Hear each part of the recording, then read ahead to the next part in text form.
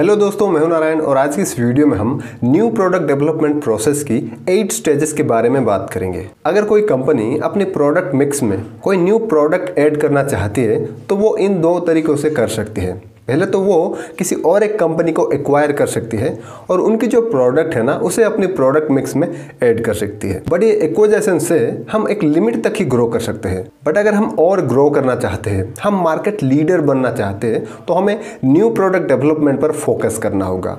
हमें new products ना internally हमारे कंपनी के अंदर डेवलप करना होगा। तो एक जो न्यू प्रोडक्ट है उसे डेवलप करने के लिए ना एक प्रोसेस है जिसे हम न्यू प्रोडक्ट डेवलपमेंट प्रोसेस कहते हैं और इसका 8 स्टेजेस होता है। यहाँ पर आप देख सकते हो। इस जो पहला स्टेज है वो है आइडिया जनरेशन, देन आता है second step idea screening, third step है concept development and testing, fourth है मार्केटिंग स्ट्रैटेजी डेवलपमेंट, फिफ्थ आता है बिजनेस एनालिसिस, देन सिक्स्थ आता है product development, then market testing and commercialization. तो चलिए इसे और डिटेल में अच्छी तरीके से समझते हैं। तो हमारा पहला स्टेप आ जाता है आइडिया जनरेशन। तो कोई भी एक न्यू प्रोडक्ट डेवलप करने के लिए ना हमें आइडिया की ज़रूरत होती है। आइडिया मतलब क्या? लोगों की क्या क्या नीड्स है, लोगों को क्या क्या प्रॉब्लम्स आ रहे हैं, उसे हमें समझना होता है। तब जा करके उनकी जो प्रॉब्लम्स है उसे सॉल्व करने के लिए हम कोई न्यू एक प्रोडक्ट बना सकते हैं या फिर कोई न्यू एक सर्विस हम प्रोवाइड कर सकते हैं। तो न्यू आइडियाज़ जनरेट करने के लिए हम क्या कर सकते हैं, हम हमारे जो एम्प्लॉयज़ हैं ना उनके साथ इंटरेक्शन कर सकते हैं, उनको हम सजेशन मांग सकते हैं न्यू आइडियाज़ के, क्योंकि वो अपने जो कस्टमर्स होते हैं उनके कॉन्टैक्ट में होते हैं। तो इसी वजह से वो ना उनकी जो प्रॉब्लम्स होती है उनको अच्छे तरह से समझ पाते हैं।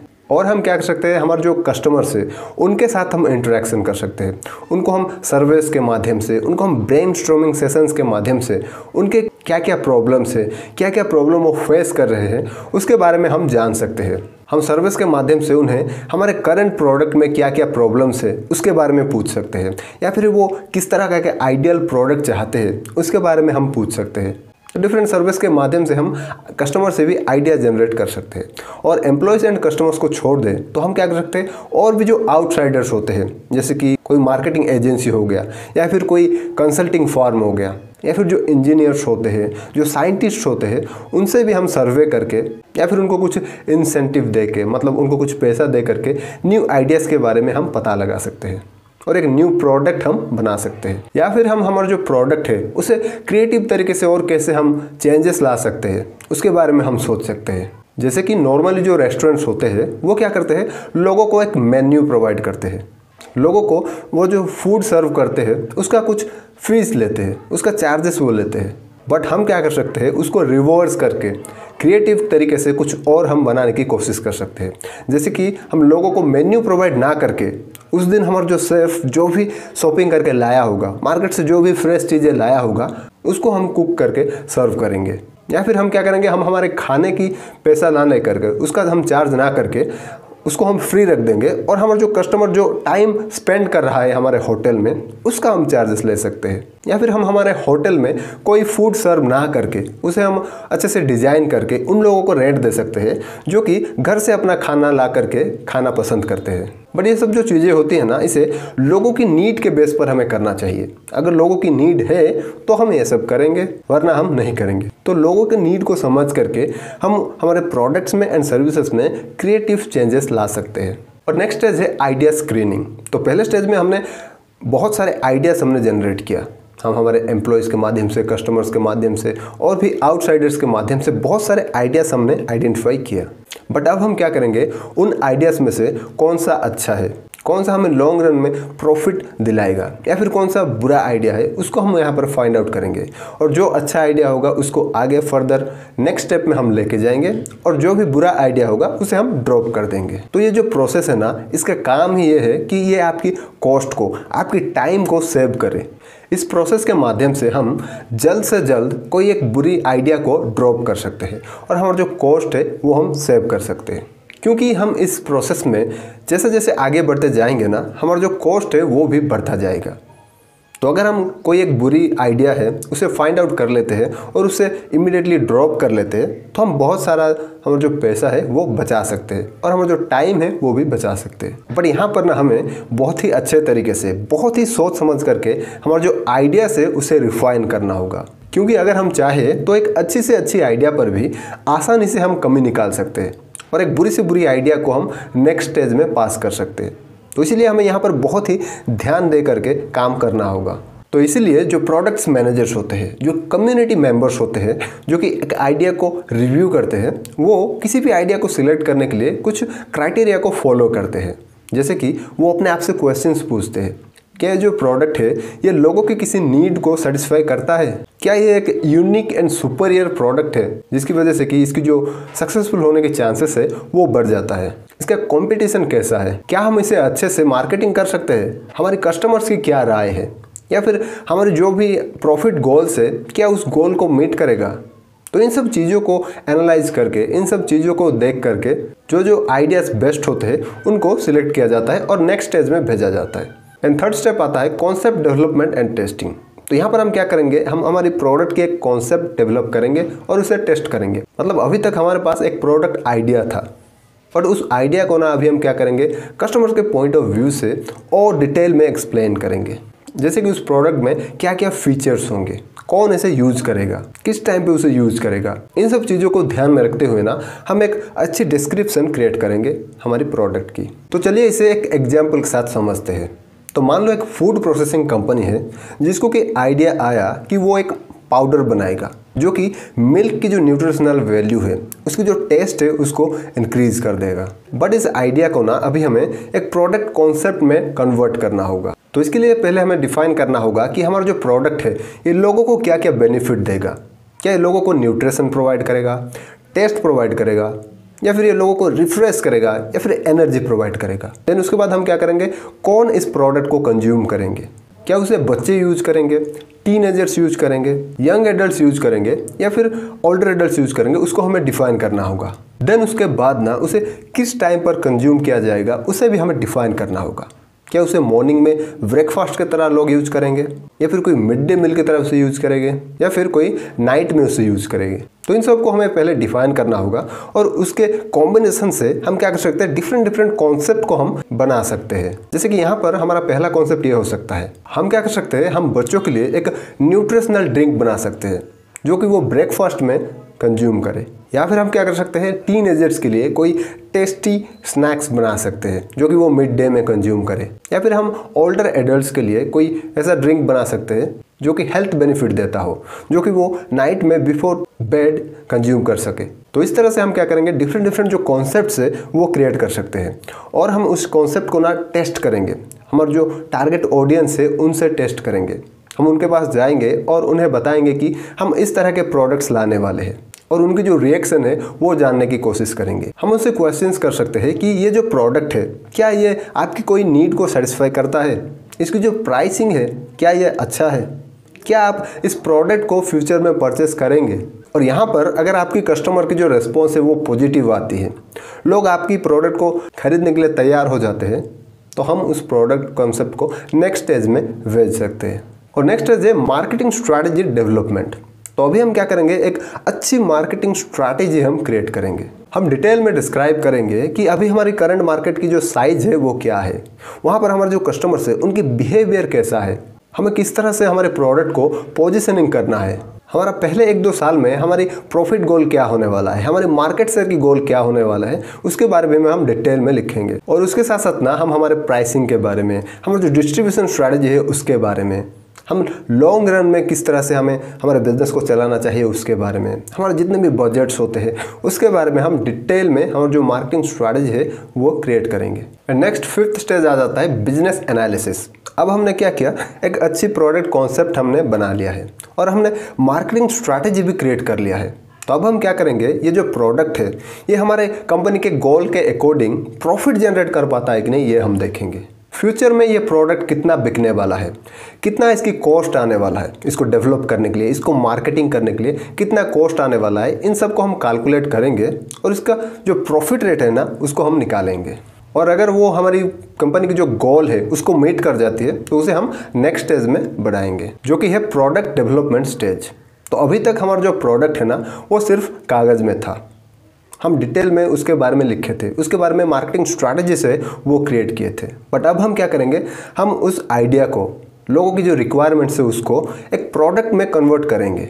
हम इंजीनियर्स के सहारा लेकर के, मैन्युफैक्चरिंग पीपल्स का सहारा लेकर के पहले तो कम बजट में एक अच्छी प्रोटोटाइप बनाने की कोशिश करेंगे, जिसमें कि वो सारे एट्रीब्यूट्स होंगे जो कि हमारे कस्टमर्स चाहते हैं और वो नॉर्मल कंडीशन में अच्छे से परफॉर्म कर सके।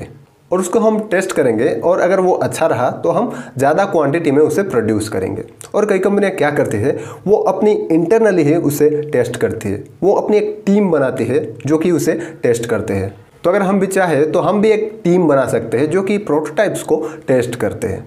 या फिर हम क्या कर सकते हैं, हम अल्फ़ा टेस्टिंग, बीटा टेस्टिंग कर सकते हैं। अल्फ़ा टेस्टिंग मतलब हमारे कंपनी में जितने भी एम्प्लॉयज़ हैं उन पर हम टेस्ट कर सकते हैं, एंड बीटा टेस्टिंग मतलब हम हमारे जो कस्टमर्स होते हैं उनके ऊपर हम टेस्ट करते हैं। बीटा टेस्टिंग में क्या होता है, हमारे प्रोडक्ट को टेस्ट करने के लिए लोगों को लैब में बुलाया जाता है या फिर उनको कुछ सैंपल दिया जाता है जो कि वो घर में ही यूज करके उसे टेस्ट कर सके।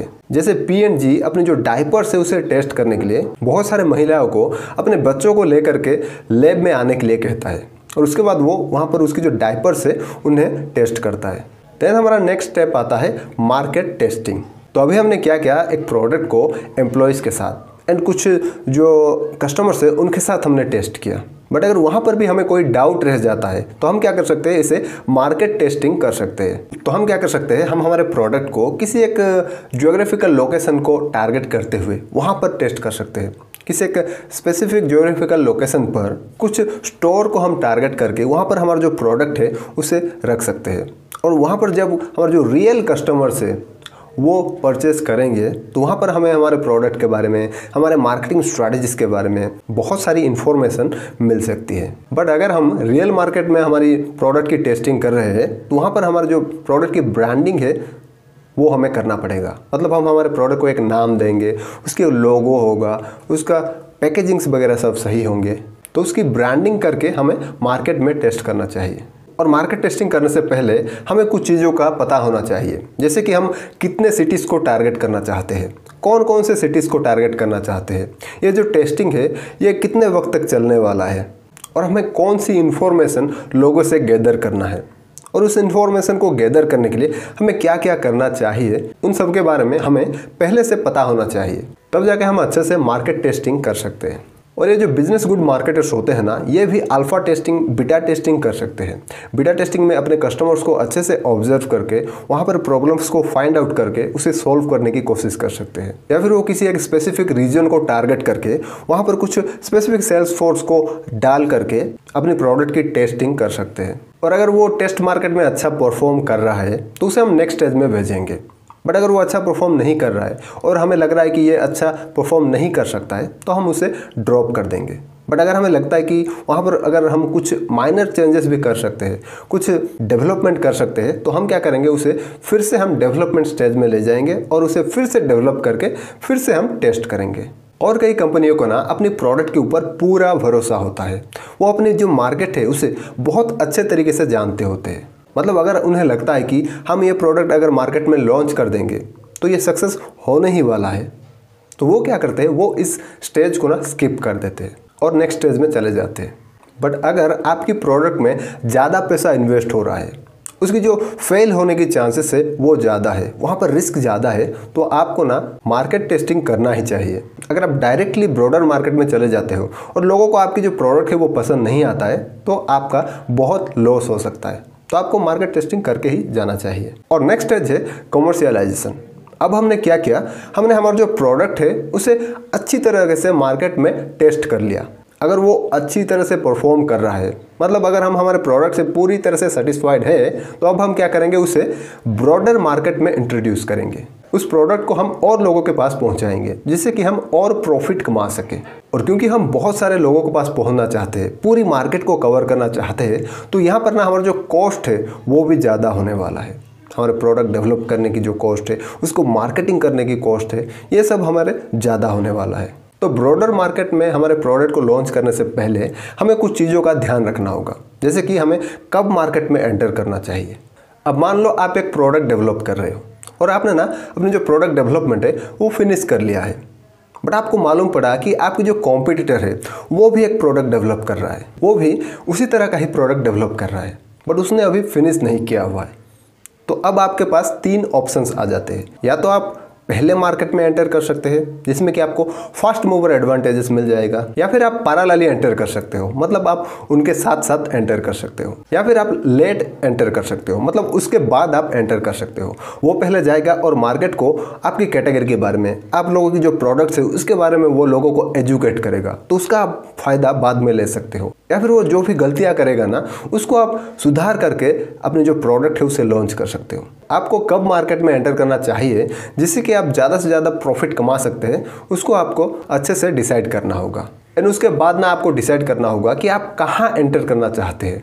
क्या आप किसी एक स्पेसिफिक रीजन में एंटर करना चाहते हैं, या फिर किसी आप कोई स्टेट में एंटर करना चाहते हैं, या फिर आप पूरी की पूरी कंट्री में एंटर करना चाहते हैं, उसको आपको डिसाइड करना होगा। देन उसके बाद हम डिसाइड करना होगा कि पहले हम किसे टारगेट करेंगे। तो आइडियली जो होता है, पहले हमें जो अर्ली एडेप्टर्स होते हैं, मतलब जो न्यू चीज़ करना पसंद करते हैं, न्यू चीज़ें खरीदना पसंद करते हैं, उन्हें हम टारगेट करेंगे। मतलब हमारे कैटेगरी में जो हमारे टारगेट ऑडियंस है उनके अंदर जो भी अर्ली एडेप्टर्स होते हैं, अगर कोई नया प्रोडक्ट आता है तो वो अर्ली खरीदते हैं, मतलब पहले उसे ट्राई करना पसंद करते हैं, उन तरह के लोगों को हम पहले टारगेट करेंगे ताकि हमारे जो प्रोडक्ट की जो सेल्स है ना वो तेज़ी से इंक्रीज हो और भी लोग वहाँ पर अट्रैक्ट हो सके।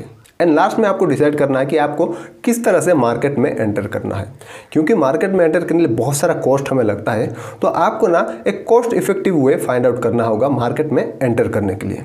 तो यही था दोस्तों आज की इस वीडियो में, और अगर आप इसको और डिटेल में जानना चाहते हो तो आप marketing management by Philip Kotler book को पढ़ सकते हो, लिंक आपको डिस्क्रिप्शन में मिल जाएगा। तो मिलते हैं अगले वीडियो में, और तब तक के लिए बड़ा सोचते रहिए और सही डायरेक्शन में काम करते रहिए। Thank you so much for watching.